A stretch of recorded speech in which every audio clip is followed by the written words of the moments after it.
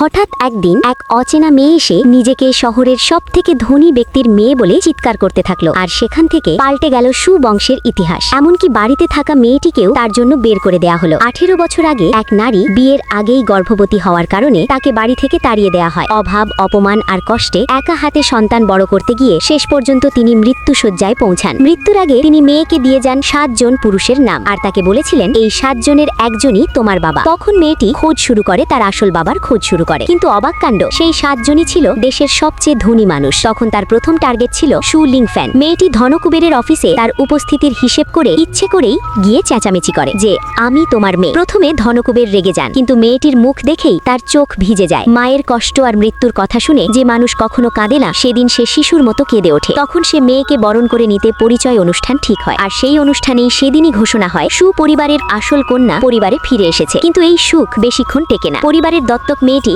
তাকে দেখে হিংসে জ্বলে ওঠে, আর তাকে অপমান করতে ভোজ সভায় দত্তক মেয়েটি ইচ্ছে করেই পড়ে যায় আর সবার সামনে বলে ও আমাকে ধাক্কা দিয়েছে। তখন চারদিকে অভিযোগ, অপমান ছড়িয়ে পড়ে। ঠিক তখন ধনকুবের গর্জে ওঠেন, আমার মেয়ে কখনো মিথ্যে বলতে পারে না। ঠিক পরের মুহূর্তেই সব সত্য বেরিয়ে আসে। তখন দত্তক মেয়েটিকে বাড়ি থেকে বের করে দেয়া হয়, আর আসল মেয়েটি ধীরে বলে আমার মায়ের জীবন ধ্বংস করা মানুষরা এখন একে একে দাম দেবে।